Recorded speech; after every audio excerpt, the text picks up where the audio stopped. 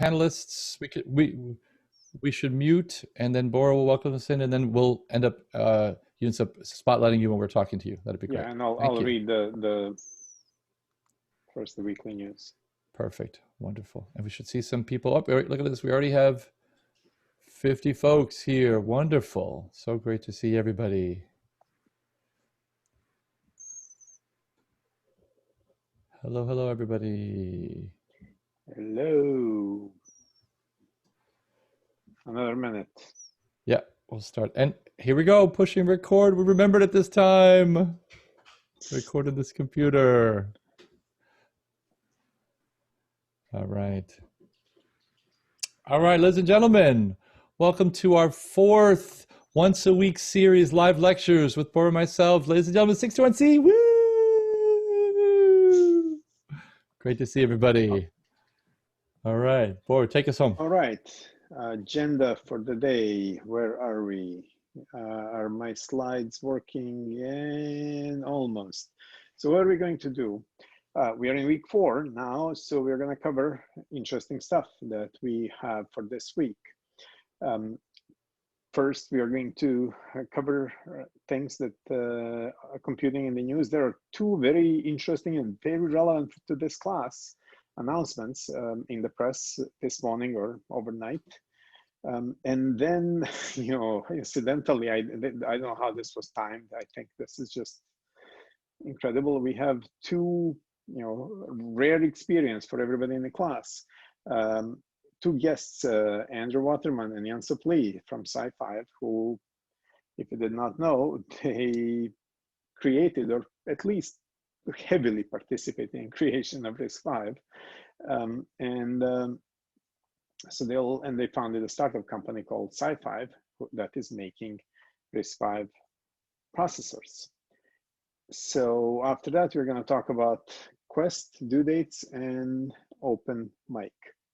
But for now, the news, if you haven't seen last night, finally, Nvidia and ARM entered a deal in which Nvidia will be acquiring ARM. If you are not following things, we mentioned this early on. We had that in discussion in that open session with Apple.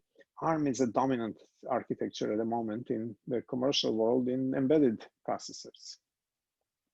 They have been acquired a few years ago by SoftBank. They've been a public company incorporated in the UK back in 1990. And they are essentially in pretty much every mobile phone that is out there. So they are now gone to Nvidia. So Nvidia purchased them. Nvidia is a big graphics or GPU company. And there is a lot of speculations out there. Why did Nvidia buy ARM, and what is going to be the future of ARM? Are they going to continue licensing? Nvidia immediately commented about 3 hours after acquisition that the licensing stays unchanged, so the world can be relieved. But that also puts a huge spotlight on RISC-V. Now, we are all RISC-V experts by now, right? We have seen 2 lectures already. Hopefully 2 of them are out. The other piece of the news that came out, it was in the shadow of this, is that Sci5 is to introduce a new RISC-V processor architecture and RISC-V PC at the conference in October. This is like kind of a press release, came down the business wire and so on. So it's kind of not that easy to understand it. So we have Jansop and Andrew over here. They may be able to tell us something, may not. They're now in the corporate world. So Andrew and Jansop both graduated from Cal about 5 years ago with their PhDs. They made RISC-V possible. They invented RISC-V. And after their graduation, they went to found a hardware company, which was Sci5, that made RISC-V. It makes now RISC-V processors. They've been quite a bit in the news. It's an exciting life. Sometimes they may tell you that it may be too exciting. So maybe I don't need to blabber too much. I'll just ask them, perhaps to each one of them tell us what were their career paths, how did they end up at Cal in grad school, and how did they end up in a startup after that. So maybe start with Andrew. Okay, yeah, so thanks for having me, Bora. So I guess my going to Cal and starting working on instruction set architectures is actually kind of serendipitous. When I was a first semester senior in undergrad at Duke, I was taking a graduate computer architecture course because it sounded interesting, and the professor, Dan Soren, who was teaching it, brought me into his office and asked me, like, so what are you doing? Have you applied for any jobs? No. Have you applied to grad school? No. You're an idiot, Andrew. You should become a computer architect. I'll write you a letter of recommendation. So he recommended a few places to go. Cal seemed pretty awesome. Berkeley, the city seemed pretty awesome. So I ended up coming here. Over the course of grad school, Yunsuk, me, and some other folks were building processors and simulators, to conduct our research experiments. And we, got kind of tired of the vagaries of the more popular computer architectures at the time. There's like a lot of complexity in them. And, some complexity has its purpose, it can lead to good performance, but a lot of the complexity in other instruction sets is not there for sound technical reasons. So, we ended up, starting on this project to simplify our research lives and also to make it easier to teach some of the undergrad courses and grad courses at Cal, because it's also easier to teach a simpler ISA. And, I don't think that we had any expectation that things were going to take off quite the way they did, but, over the course of time, it became apparent that there was a niche for a high quality open instruction set architecture. And towards the end of my grad school career, we had the great opportunity to start a company to commercialize some of the ideas, to build microprocessors out in the real world. And I'll let Yunsuk tell you all a little bit about that. All right. Yunsuk, how did you end up here? Oh yeah. Hello everybody. My name is Yunsuk Lee. I actually did my undergraduate in Korea, a university called Korea Advanced Institute of Science and Technology, or KAIST. I always wanted to learn how to build processors. And at the time, I have applied to a couple of grad schools in the States. Berkeley was gracious enough to admit me to the program. And I came and worked with Krista Sanovich and Dave Patterson and Bora and Andrew.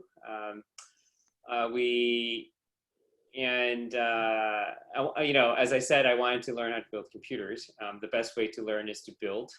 We actually ended up building a Spark machine first, and then a MIPS machine.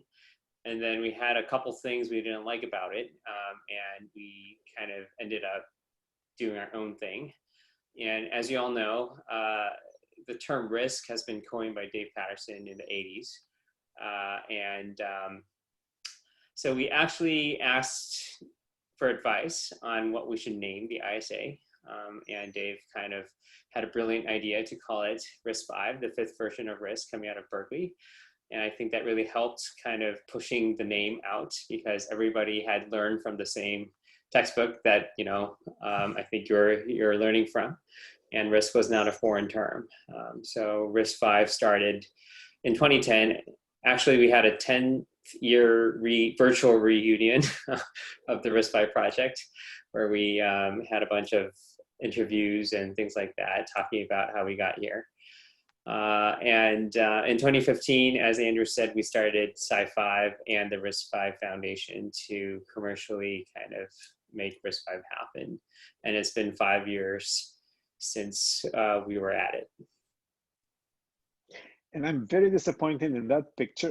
That picture of the first blue t-shirts of RISC-V were taken at Hot Chips. And you know what I was doing on that day? I was giving an IC prelim at Berkeley. It's a PhD preliminary exam, so I did not go to Hot Chips that year, and I'm missing in the picture. I need to Photoshop myself in, because I do have a blue shirt, the first RISC-V shirt. Anyway, can you guys, either one of you, can share something about how RISC-V got started? I mean, we have a lot of young students here who are learning about RISC-V, and I think they would love to hear something about that is not, that may not be that well known. I mean, RISC-V is well known now, but it kind of started out of a blue. I kind of gave my version briefly. Yunsuk, you want to go? Yeah, I think it was probably summer 2010. I think it was about May. I think it was Andrew who kind of came into the office saying, you know, why are we fixing or discovering other people's problems in the ISA and trying to replicate them? So I guess a bit of backstory on the Spark machine that we originally built. It was a Spark V8 machine. The whole idea of using a commercially available ISA was we thought we could reuse all the software ecosystem, like the compilers, the operating system ports that were already built for the ISA. And it turned out, we have read the Spark V8 manual in and out, and we have implemented the processor correctly. And we thought after we did that, we could just put Linux on from the main source tree on it. And it turns out it didn't boot. So obviously we thought it was our problem. So we kept debugging it to the point where we found out that actually the Linux kernel of Spark V8 worked around a hardware bug in the silicon. And we were just finding it and we were replicating the same bug so that we could use the same software. And I think that day in summer 2010, Andrew comes in and says, why are we doing all this? There were probably some curse words in the middle of that sentence. Oh, yeah, we're being recorded. So, Andrew was saying, why are we doing this? And Andrew was like, why don't we just do something that we like? Because, the MIPS ISA, I don't know whether some folks know about this, but there are some kind of weird things about it. There's like something called a branch delay slot, which the shadow instruction of a branch would be executed. And it was really tied to a 5-stage pipeline that they initially developed. So they kind of coupled the hardware to the software. And we obviously didn't like about that. So when we were building our second machine on MIPS, we kind of got rid of that. And at the point we were like, let's just go do something we like. And we started doing some stuff. We changed some of it. I think we actually used a very initial version in CS152. So if you go look back in like 2012 CS152, you'll probably see the initial versions of RISC-V, which basically is not the same ISA, actually, the one that's available today. But, we kind of incrementally made RISC-V better and better and better. To the point where in 2013, I think we put everything online, risc-v.eeks.berkeley.edu, and we didn't really know who would be interested in using it. But Andrew kept changing the ISA to the point where some people started emailing us asking, stop changing the ISA, we're trying to do something with it. So this game was quite a surprise to us. Researchers at other universities and actually even a couple of people at for-profit corporations were using this thing that we had just put on the internet that we were using only for our own research and teaching purposes at the time, or so we thought. So we weren't being a bunch of meanies by continuing to tweak and make backwards and compatible changes to the design. We were doing so because we were trying to improve it and didn't realize that other people were relying on what we were doing yet. Fun stuff happens when you put stuff on the open in the internet. Somebody may be watching you. Indeed, that's actually absolutely true. All right. So I'm assuming folks who are dialing in are the ones that are keeping up with the lectures and so on. So far, I mean, if they watch, I recorded videos, and up to the stuff, we haven't posted quite the stuff for Wednesday, but up to Wednesday, we have covered the base ISA, integer ISA, and 32-bit version. So can you share some insights? Were there some instructions there that didn't quite make it, that were early on in, and then they got dropped? Well, I guess there's kind of two answers to this question. One thing is, we developed this philosophy of having a very small base ISA and then having a bunch of optional extensions. Idea being that the base ISA is suitable for very simple embedded computers and is also suitable for educational purposes. And then there's a whole bunch of instructions in these other extensions, which are not bad ideas. They just are more than you need for certain kinds of systems. Like, for example, floating point arithmetic instructions and virtual memory. But I think but I guess the other answer is, like, was there stuff in there that got dropped? I think, one thing that comes to mind is some other architectures have fairly complex addressing modes for their load and store instructions. Like, you can compute an effective address by, like, taking a register and adding it to a shifted copy of another register and adding a constant and stuff like that. Like the Intel architecture, for example, has this addressing mode.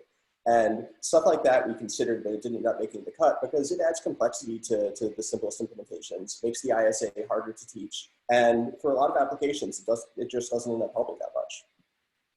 And I think, Andrew, I think you got rid of zero extension, right, in the ISA. Oh, that's true. So so one property of the arithmetic instructions in RISC-V is that some of them have immediate operands, and the immediate operands are always sign extended, even when they're logically describing unsigned quantities. And this simplifies the hardware implementation, and it actually didn't have any negative effect on performance despite being simpler. So I think the lesson is, don't assume that the people who came before you necessarily got everything right.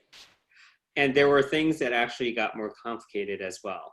You probably all wonder why the complicated immediate kind of we didn't get there yet. There. I'll tell you, the initial version of RISC-V, you can actually go back in history on CS152 lectures. It didn't start out like that. And I actually, for the record, I was against it. And this is kind of, cautioning you all. Don't let your advisor on, optimizing some stuff. Maybe Andrew can talk a little bit about why it ended up that way. Yeah, I don't want to go into too much detail since y'all haven't covered that yet in 61C, but the basic premise here is that sometimes you can make trade-offs that slightly reduce hardware cost, but significantly increase the logical complexity of the thing. And that's a tough judgment call to make. Right. It's that rat's that is going to show up in next week's lectures is a tough one to explain. By the way, I mean, when I learned computer architecture as an undergrad, they spent about 2 weeks on x86 addressing modes, and I don't remember them all anymore because there are so many of them. This is RISC-V. I didn't mention that. It's a simple load store machine. The only thing you can do are loads and stores. A few other questions. I was going to ask you about endianness, but I'll skip on that. Well, I'm going to answer that anyway, just because. So let me ask them a question. Yeah. I've shown about the endianness, and there is a lot of people. I mean, RISC-V is a little endian, but there was people who were pushing for RISC-V to be bi-endian. Andrew, strong opinions about. Yeah. So okay. So here's my strong opinion. It's not that I'm a bigot for little endianness. So I make the analogy to which side of the road you drive a car on. So it's the opposite in the UK as it is in North America, and both systems are perfectly valid. Neither has any significant advantage of the other. The screw up is that there are two systems, and you have to learn two systems in order to operate in both contexts. So little endian isn't better than big endian, or vice versa, really. But different like systems designers back in the middle of the 20th century made different choices there, unfortunately. So we chose little endian initially because that was most popular in applications and server processors at the time, like the Intel architecture, for example, is little endian. And the ARM architecture as well. Yeah, and ARM's by endian, but usually little endian when it's used as an apps processor. So the thing is, the pendulum might be swinging back a bit in the sense that we probably will have to make it a bi-endian ISA ultimately, because some markets are big endian, like pretty much everything in Japan is big endian. So in order to make RISC-V applicable there, we don't want to say Japan shouldn't build RISC-V processors because we prefer little endian. So it's going to end up being both. Big deal. All right, so shifting gears a bit. So before Sci-Fi, there were really, for about 5 years, there were no hardware startups. You guys went into what was considered to be completely an uncharted territory. So how is life in a hardware startup? I mean, you guys are not a tiny startup anymore. I don't know, can you share how many people are in Sci-Fi, but a lot more than 3 or 4 of you that were early on. Yeah. So how's the life in hardware startup? I think Vincent is a CTO, and Andrew is a chief architect, and they are still maybe in their 20s, or just left their 20s. Go for it. Yeah, we're currently 500 people, so life is pretty different compared to when we started the company when we were 3 people. But yeah, 5 years ago when we started the company, hardware startups were not a thing. It was actually 2 years ahead of the AI kind of wave of hardware startups.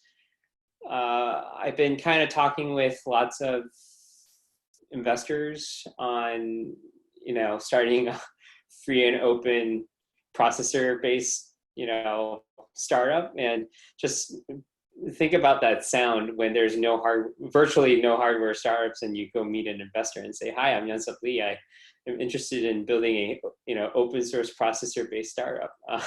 The running joke was the more the investor knew about hardware, they would cut me off earlier. And the world's record is 2 sentences. Actually, it was an investor who had a Stanford EE PhD. Perhaps that was the problem. But I went in 2 sentences. I said, "Hi, I'm Young-Sup Lee. I'm interested in building a open source processor based startup." He just cuts me off there and says, "Not interested. Good luck." I later, got to thank him. He saved my time. He saved his time. But, eventually we found Sutter Hill Ventures, who were interested in building infrastructure-based startups, and they thought RISC-V would become a big thing. And I think, obviously, we can't predict a lot of the news, like the one that came out yesterday, where Nvidia acquires ARM, and all of a sudden the entire semiconductor industry is kind of,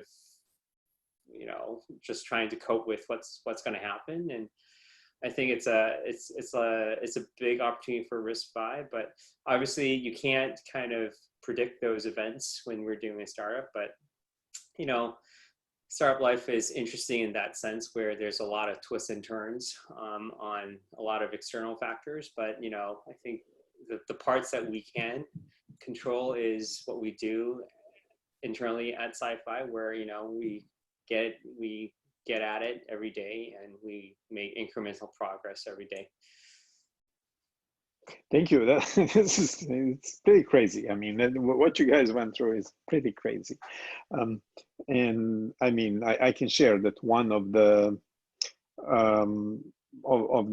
venture capitalists before funding you, comes to me and says, "Have you heard of open source hardware? I mean, does this make any sense?"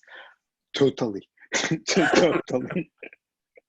Yeah, so it's amazing how much things have changed since then. I think a lot of it has to do with these revolutions happening in machine learning and artificial intelligence. But venture capitalists seem to be willing to let 1,000 flowers bloom, and they're funding a whole bunch of hardware startups, including some that are fairly similar to each other. It's very different than it was even just a few years ago.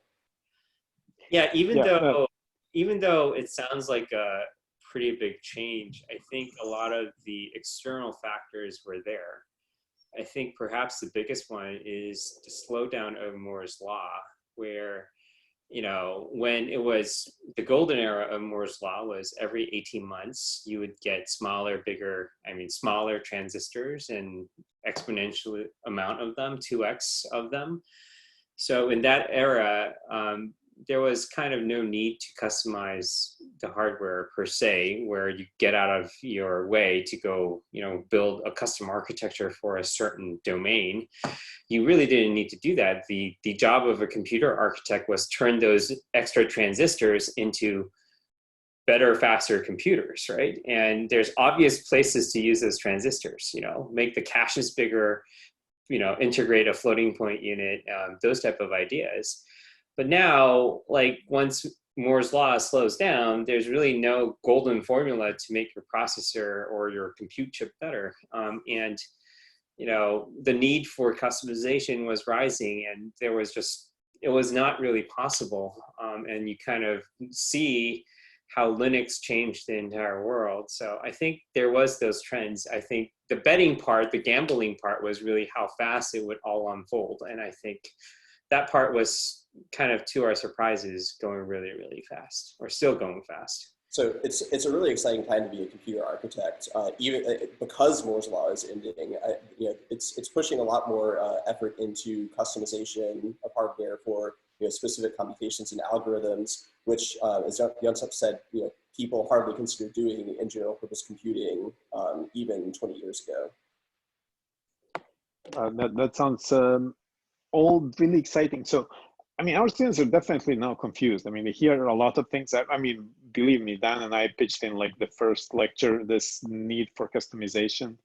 It's not that easy to do that. It's a really good marketing pitch. For now, it really just sells well at all levels, but we'll need a few villages to implement that. The question, do you have career advice for our students? And then related to that, do you hire undergrad interns by any chance? How does that happen? I mean, should they just apply on the website? Is there a magical way? How does that happen?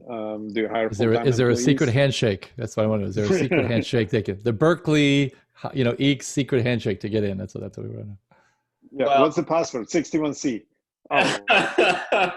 Well, you can email Jonsop@sci5.com or Andrew@sci5.com. While I give our 1,250 of those are. Well, bring it on. Yeah, I think career advice. I had great mentors throughout, I guess, my limited career so far. But I think one thing that really resonated with me was when I say something, an idea to somebody else, and I get like a murky kind of response. Well, I don't get discouraged by that. There could be a couple reasons behind that. Or when people say, "Well, that sounds impossible," it's kind of a moment to stop and think about it. Obviously, not all ideas are great, but at least don't get discouraged by some people saying, like maybe that's not a good idea or something, because if I heard all those things so far, we probably wouldn't have, gotten to RISC-V.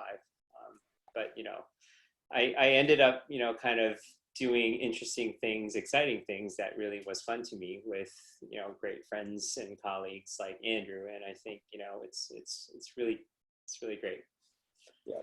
So I find it kind of difficult to give career advice because I think a lot of the success we've had is serendipitous. Not to say that we haven't worked really hard for it as well, but I think like a lot of things lined up in ways that we didn't really anticipate. But I guess like one bit of advice I had is find people you like working with and continue working with them. That's been a consistent theme the whole time we've been doing this, so it's worked really well. We got plenty of those, but I mean, this is a pretty crazy story, right? 2010 junior graduate students started a new architecture. 10 years later, it's not just that Sci5 has 500 employees doing their dream job, but there is like a dozen RISC-V hardware startups out there or more. I don't know how many. I stopped counting when we got to, I don't know, 5 or 6 or something like that. I have 2 quick questions and then we need to go back to our agenda. One is in today's news, in a shadow of the ARM acquisition, there is the announcement that Sci5 will in October present RISC-V PC. That's a dream, right? At that moment, we have closed everything.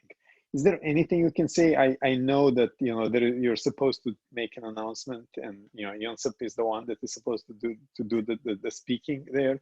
Is there something that you can say, MSBs or a couple of bits of that? Yeah. So far, when we started Sci5, perhaps the biggest problem, or the biggest challenge rather, was to build a software ecosystem around a new ISA or a new architecture. Because at the end of the day, what sells hardware is software. There needs to be a lot of interesting software that runs on top of the hardware. That's the only reason why the hardware is interesting, right? So we're trying to bootstrap a Linux software ecosystem, and it's kind of a well-known secret that software people only start working once there's like a piece of hardware on your desk, and that's definitely true. And at the time, we really didn't have that, that piece of hardware on the desk. So we ended up building a development board called High 5 Unleashed that was our initial version. We had very limited production of the board. A lot of people were very excited using that board to develop their favorite RISC-V software. Since then, we had a lot of requests to continue developing on that. So you can kind of, continue thinking that it's a next step up to that board. And if you're going to build a development board, why not kind of make it like a PC? I think Linus said it, in order for a architecture to thrive, you need more developers actually using it for their daily kind of day-to-day jobs. And I think it's going to be a very interesting milestone for RISC-V at Sci5 to market that board massively to the market for people to use it for their daily lives. I mean, you guys can just imagine having Hive machines built out of RISC-V, such that just the whole thing makes total sense suddenly without having to learn x86 addressing modes for 3 weeks. And yeah, that's right. And I mean, the main kind of part of starting Sci5 for me was when I was learning computer architecture, I always kept learning something partially. And then once I went to work at a company, they would always tell me here's the real ISA. It gave me 10 volumes of books. I think if we actually take RISC-V off the ground the way we think we want to, then whatever you learn in your 61C class would be exactly the same thing that's going to be used when you go get a job. So there's no additional learning that you need to be doing. I thought that'd be really cool, right? And I think the moment for me on kind of the Linux thing was when their web browser came up on RISC-V on like a graphical screen. You click the web browser and you could go to riscv.org and you can kind of see it actually working. That was pretty cool. Yeah, that's cool. We have a couple of questions from students. Maybe there may be a question from TA. So one is, how do you make money off of open source hardware? It's very hard to. So Sci5 sells proprietary processors as well as maintaining open source ones. That's a magical specialization. Yeah, I see a question. I guess asked towards me. When do you know when to quit an idea? That's a good one. I actually had an internal deadline, not posed by myself, but from my family, saying you will pursue your dream until October 2015, and if it doesn't work out, well, tough love. It's time to move on. So that was kind of my deadline, and it kind of had two effects on me, actually. One was that, well, if I want to make my dream happen, I kind of make it happen before October, and kind of, had a good, outcome as a deadline. So I think that was the one that worked for me. I think having a deadline until you give it your best, and if it doesn't work out, maybe there's another chance for it, is kind of how I used to think. But for me, obviously, it's easy to say because everything worked out. But it's hard to say. It's a really tough call. All right. To Yusuf, who has been your most important mentor during undergrad?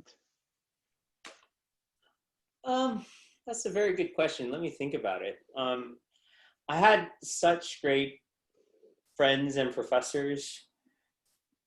I think it was a professor back at my undergrad who was kind of teaching things in an interesting way, where he would just keep things very open-ended, and he would basically, tell me a lot of things were not impossible to do. But I think it was really friends that I worked with together that, kept doing things that seemed pretty hard.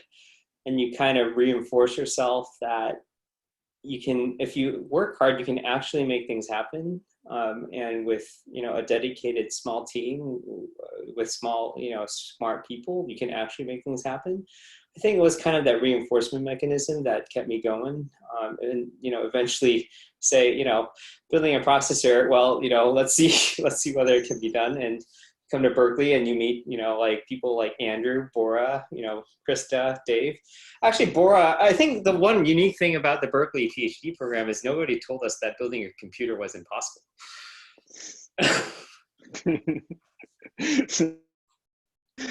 That's an excellent one.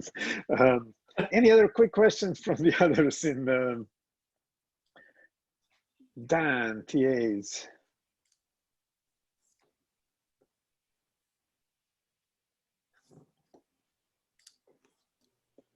All right, let's thank Jonsop and Andrew.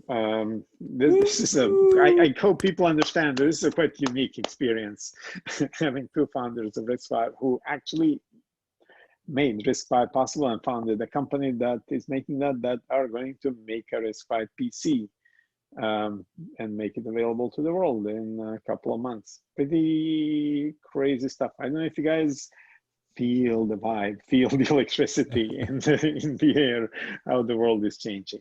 Thanks, Inst and Andrew. We are going to go back to our main program and deal with the rest of the stuff that we have in the agenda. Thanks so much. Thanks so much for joining us, folks. Go Bears. Wonderful. Yep. Go Bears. Bye-bye. Wonderful. Thanks again, folks. That was great. Control to Dan. Yeah, I'll take over the next piece of it. Let's talk a little bit about the Quest. The Quest happened this weekend. Hopefully you all knew about it. You could, in theory, join 61C tomorrow and find out about the Quest happened a day ago. Thank you all for the feedback. This is our first time launching this new system, Prairie Learn. I want to certainly put a lot of love to Cece, who put a lot of the work into building the background and making sure she knew all about technically how to make it run so that all the questions we were designing together could get in there correctly and all that. And I want to also thank a lot of TAs who are helping with the auto grading, because one of the things we did is complicated, but we couldn't turn the grading off. So you all would have clicked the button and immediately got your grade, and that we didn't want that to happen. So we turned that off, but it meant that we couldn't use the default auto graders that are part of it. We have to now extract all the data out of the system and then put it back in the grade scope and then figure out how to make all that work. So we're doing all that. A ton of great folks are working with that on the TA. So I want to thank those folks for working with that as well. So wanted to say, keep it coming, keep on flowing with that. There's a whole long thread about Quest timing. So please do talk about that. We do know that it was too long. Our estimates for how long it should have taken was way under budgeted. And by the way, when that happens, normally when that happens in a real exam, happens also in real exams too, where you're under budget how long an exam should take. What typically happens is people can't finish, and it's really unfair. So I still think that this unlimited, 24-hour time model is a better model, even though we'll try to do better. Not to say we're going to keep aiming for a 7-hour exam. Let's always go back and try to aim for a 1-hour exam, but that give us a little bit of breathing room that we normally wouldn't have had. I've had final exams that were too long, and people were just angry because they said, I know how to answer question 7, I just couldn't get to it. And so that's really unfair. Didn't happen this time. So I do think that this is a better system, taking this thing as homes. And we're going to try to do better in terms of time scales. Our expectations also need to be better in terms of making sure you'll get a sense of a practice exam being kind of the same topic and range. We did have a coding question in the practice exam, but people somehow didn't think that was going to be what you'd be doing for the final one. That was kind of a little bit of a taste of that. We made it a little bit harder than that, but we'll try to have a similar thing so that you get a sense of roughly the difficulty and roughly the kind of problem. So maybe we'll write 2 problems and give one away, and then we'll actually ask the second one that are obviously different topics, not exactly the same problem. Because I've mentioned the technical issues of taking all of your, it's a massive file of the CSV of every submission you've given, not the video part, but just the data from the Prairie Learn, and getting it out and putting it into Prairie Learn, and then hacking on that to get the grades done. We're going to try to get that done by Tuesday night. All of our TAs are working overtime to make this happen, and I want to thank them for that work that they're doing. And we're hopefully, Tuesday night is the deadline, at worst case Wednesday morning, but that's the hard deadline. You guys need to know whether to drop the class or not. I don't want anybody to drop the class based on bombing the Quest.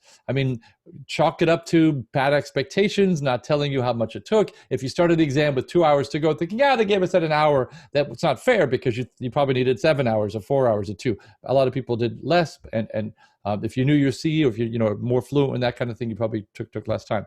And we've learned all about those things. And so what we're going to do, get the grades back to you as soon as we can Wednesday morning. I want to encourage you all to stay with the class. Okay, all to stay with the class. I believe because we have in yellow a full clobber available. Woo! almost no other class offers it. Almost no other class offers it. So what that means is that two times. Yeah, double clobber. You can even clobber from the final to the quest or from the midterm to the quest. So please stay with it. We want you to lose, you guys. We want you to stay with the class. We put a lot of work into it. It's a great class. We put a lot of effort into hiring great people. Stay with this if you can.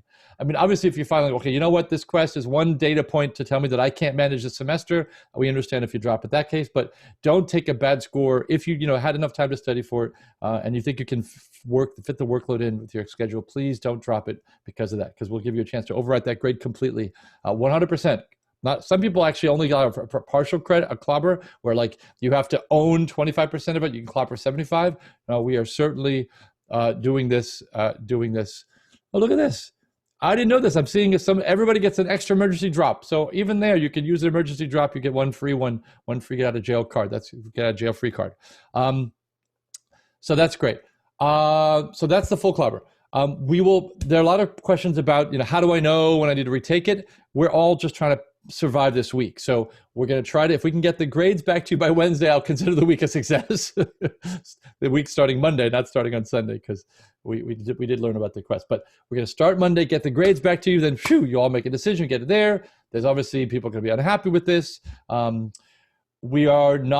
current plan is we are not going to look at code. If you couldn't get it to compile, it might be 99% there, but if you couldn't get to compile, we're not going to give you points for those things. It has to compile, but we're going to give a lot of partial credit for all the pieces. If you only turned a bit on, but couldn't rotate right or couldn't turn a bit off, we'll give you points for turning the bit on. If you only turned it off, we'll give you points for that. If you only rotated without turning on and off, so we'll try to do that part of it. We'll give you some part of partial if you couldn't get the whole problem done. Similar to the other part, if you got some of it working, if you didn't do any malloc, if you didn't do the freeze, you're supposed to free it and then move it over and do the split. Let's say do the split without the freeing. Well, we give you some partial for that. So there's partial for all the pieces of it as much as we can, but if it doesn't work, we're not going to give partial credit. That's kind of how this works. We give you enough time to get it working, and if you couldn't get it working, we're sorry.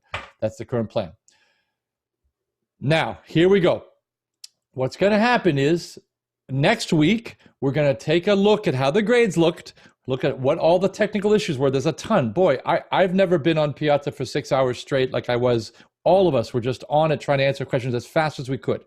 Try to give you that feedback. So what we're going to do is take a look at who needs it based on how if your camera dropped off for 20 seconds, we're not going to make you retake it. Okay, if you drop off for 30 seconds, so we'll look at how the camera drop off was, all the issues. Every issue needs to be looked at one by one, and that takes a lot of time. There's 1,200 people. We look at all boy, some people had technical issues. Well, my thing was I didn't run out of space, so I lost the last minute. You know what? You did fine. Last minute, it's okay. Whatever. We'll look at the numbers. We'll look how you did. We'll decide whether to basically lose the Berkeley honor. You all signed the Berkeley honor code. You all said I wasn't cheating. Well, to make a look at how you do. If you had no video, we're probably going to ask you to retake it. But if you only dropped for a little bit, we can maybe work at it, talk about it, and maybe just say it will be fine. We'll take your grade. Okay. So we won't ask for everybody, but we may ask for some of you to do a retake. All the details will be told next week. We'll announce this next Monday. We'll announce how that is going to work.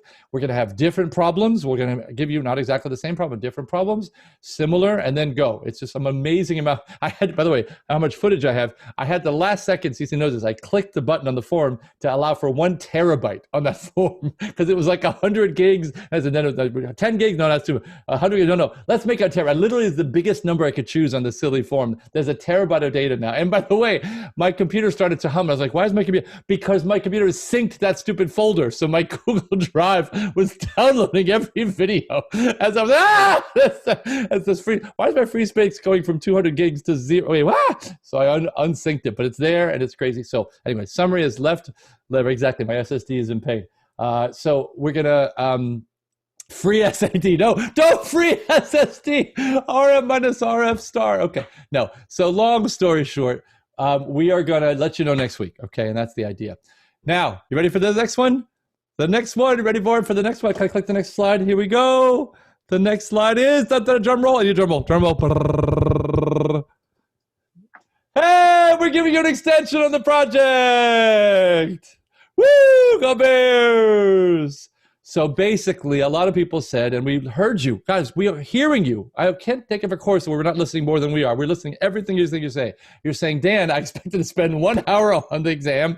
I spent 7 hours. That was the time I would have done my project. We are going to, and all of us, don't just thank me, thank the whole team. Remember, the whole team thought about this and made this call. All of us, head TAs, top TAs, everybody was part of this. So long story short, you get 1 extra day on 1A and 1B, but no else, okay?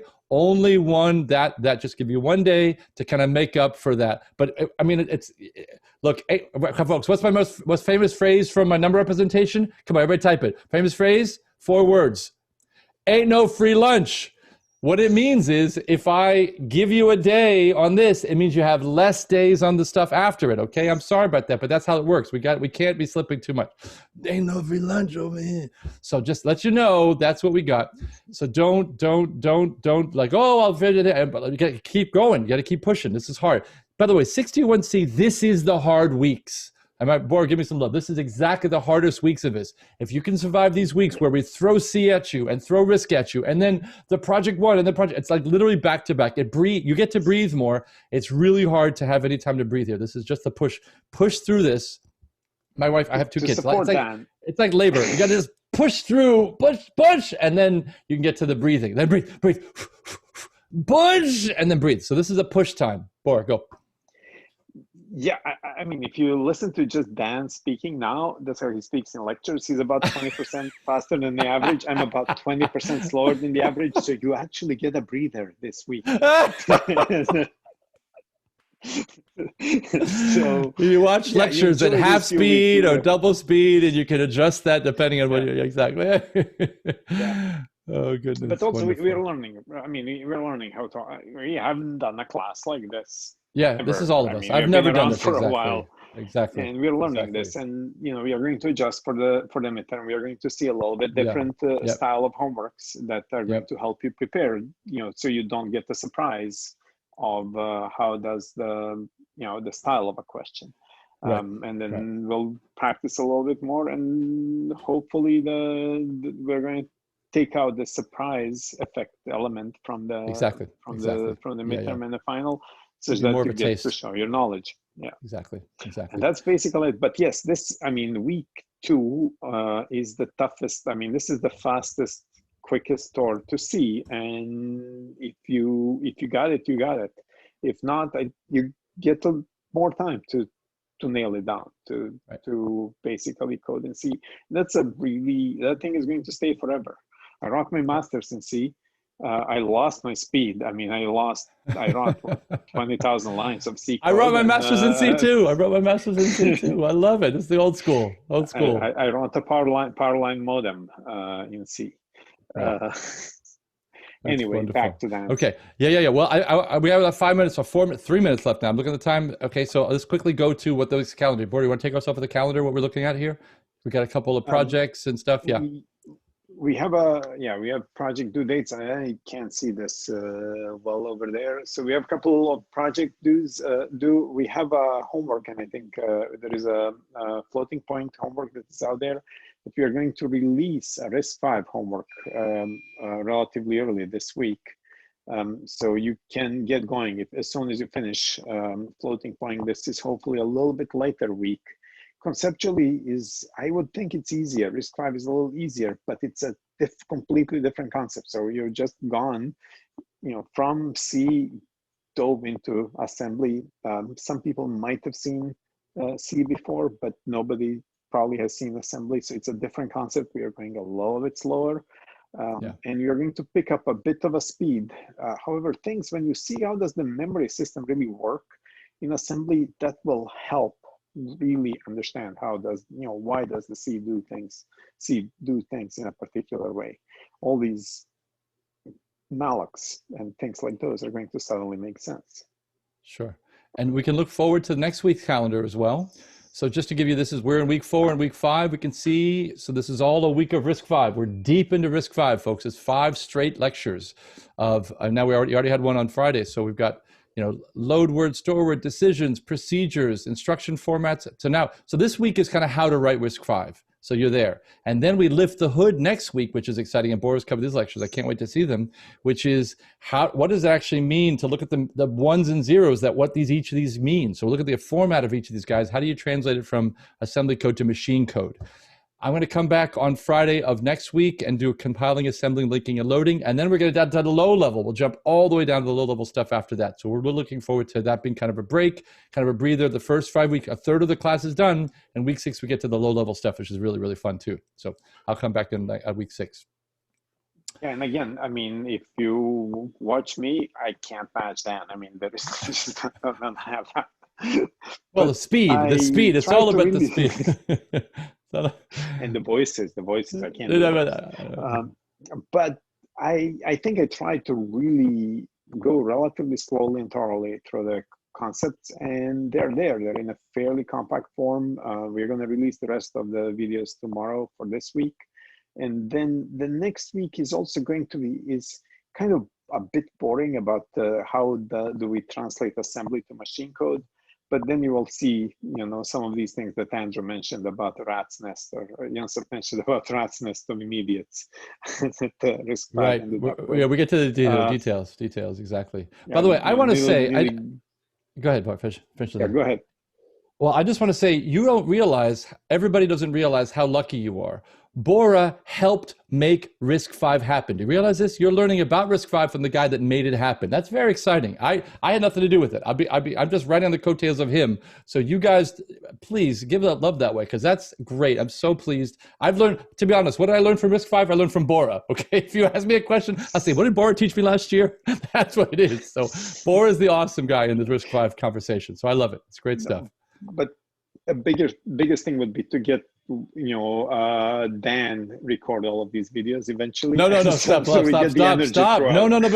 keep it up. You guys are awesome. A lot of love both ways. Anyways, a lot of love both ways. Good stuff. We'll try to bring also very interesting people. I mean, one thing that we have both. We have connections to this industry, and there is an opportunity here to bring Jonsson and Andrew and some other people that there is no way to bring live into a lecture. So I think stay tuned for the next week's lecture. We're going to be lucky. This is amazing. And Bora knows a lot of people. His list of people he's going to contact is much bigger than the list of people I would contact. So we're going to have a lot of really great people, all relevant to 621C in some way. That's the idea. So it's just great. So I'm really thankful for all the work he's put into to get the guests. And today was great. I really appreciated meeting those two guys. I hadn't met them before. That was nice. Good stuff. All right. So that's it. I think we try to answer most of these guys in the future.